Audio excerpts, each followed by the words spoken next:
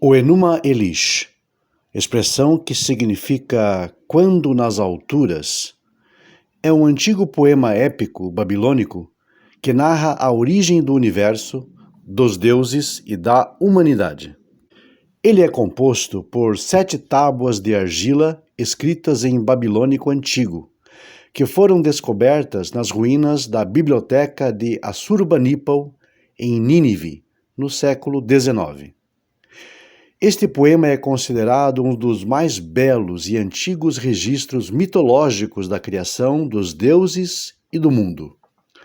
O poema começa com a descrição do estado primordial das coisas, quando apenas existiam as águas do abismo, chamadas Apsu, e as águas salgadas do caos, chamadas de Tiamat. Destas águas nasceram os primeiros deuses que formaram uma geração rebelde e barulhenta. Apsu, incomodado com o ruído, decidiu destruir seus filhos, mas foi morto por Ea, o deus das águas doces. Ea e a sua esposa Damkina geraram Marduk, um deus poderoso e belo que tinha 4 olhos, 4 orelhas e uma boca que cuspia fogo. Tiamat, furiosa com a morte de Apsu, criou um exército de monstros, liderado por seu novo consorte, Kingu, que recebeu a Tábua dos Destinos, que lhe dava autoridade sobre os outros deuses. Marduk aceitou o desafio de enfrentar Tiamat, mas exigiu ser reconhecido como o rei dos deuses. Os outros deuses concordaram, e Marduk partiu para a batalha. Marduk usou o seu arco, a sua rede e a sua massa para combater Tiamat, que assumiu a forma de um dragão. Ele lançou um vento na boca dela e atirou uma flecha, que a rasgou ao meio. Com a parte superior do corpo dela, ele criou o céu. Com a parte inferior, criou a terra. Ele também organizou as estrelas, os planetas e as constelações. Capturou os monstros de Tiamat e os colocou em cadeias. Ele recuperou a Tábua dos Destinos de Kingu e a colocou em seu peito. Ele voltou triunfante para a Assembleia dos Deuses, que o saudaram com louvor. Os deuses então construíram uma cidade para Marduk, chamada Babilônia, e um templo chamado Esagila. Eles também decidiram criar seres humanos a partir do sangue de Kingu, para que eles servissem aos deuses e lhes proporcionassem alimento e adoração.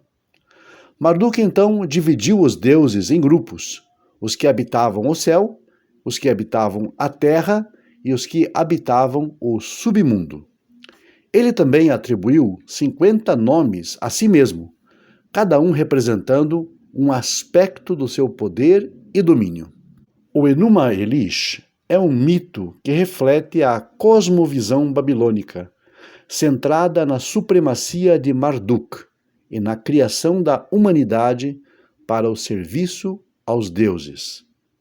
Ele também expressa a ideia de que a ordem cósmica é resultado de uma luta contra o caos e que a realeza humana é derivada da realeza divina.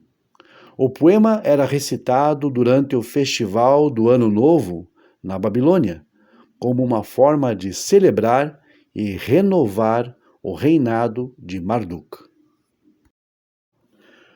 Dizem que o Enuma Elish contém vários paralelos com passagens do relato da criação na Torá, o que levou alguns pesquisadores a concluir que estas se baseavam na obra mesopotâmica. As semelhanças abrangentes incluiriam referência a um caos aquático antes da criação, uma separação do caos em céu e terra, diferentes tipos de águas e a sua separação, bem como a semelhança numérica entre as 7 tábuas do épico e os 7 dias da criação.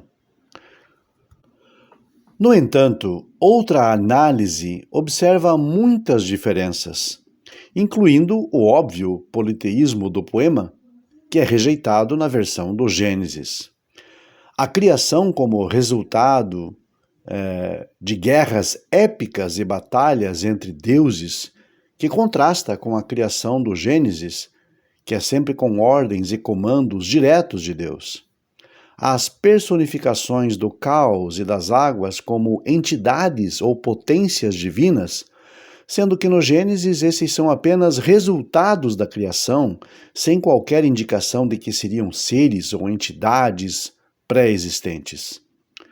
Quanto à criação do homem, no mito de Enuma Elish, ele é criado por Ea, a partir do sangue de Kingu. E segundo Lemos, o homem foi criado com um único propósito: ser escravo, para sempre, dos deuses. Ao compararmos com o relato do Gênesis, o homem é criado do pó da terra e o propósito da sua criação é diametralmente oposto. O homem é colocado num mundo que deveria conquistar para si, dominando e impondo a sua autoridade sobre todos os animais e sobre toda a criação. Ou seja, o homem é criado livre e sequer é exigido dele uma espécie de culto ou serviço à própria divindade que o criou.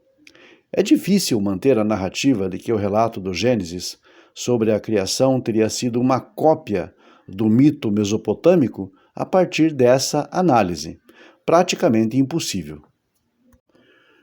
Certamente existem semelhanças, já mencionadas anteriormente, porém alguns pontos precisam ser esclarecidos. 1. A Torá não alega originalidade em momento algum sobre narrativa alguma. A Torá não diz ser a fonte da história ou desta história em particular em momento algum. 2. Ao relatar a criação, em especial a do homem, a Torá traz alusões à região da Mesopotâmia, mencionando seus rios mais famosos, por exemplo, o Tigre e o Eufrates. Esta menção desarma os conhecidos argumentos de que o texto seria uma criação judaica, tendo por base um plágio. Se fosse um plágio, convenhamos, seria muito mais inteligente ambientar a formação do homem na terra de Israel, e não exatamente na Mesopotâmia. 3. No mundo antigo, a ideia de plágio sequer existia. Era normal uma cultura influenciar a outra e até trocarem elementos culturais entre si.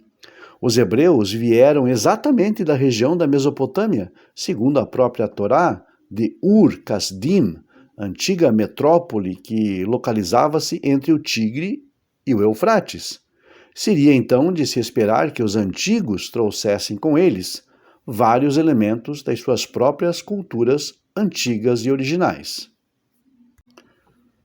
Mas qual é o motivo ou os motivos para que entendamos a superioridade do relato da Torá em relação ao Enuma Elish? Entre vários, selecionamos alguns que, de certa forma, antecipam conceitos e ideias que somente muito tempo depois foram confirmados pela ciência. Pelo relato da Torá, por exemplo, havia no início um só continente, que no hebraico é Yabashá. A vida começa no mar, e só depois é indicada a sua presença na terra.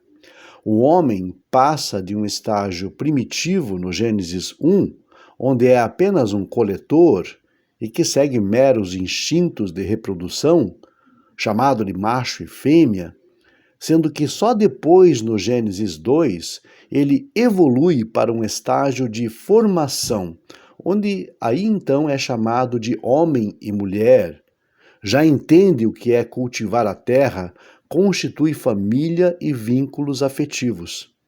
Nada disso é postulado no texto do Enuma Elish, e em todo o seu texto o que percebemos é apenas um grande e confuso cenário de mitos e fantasias.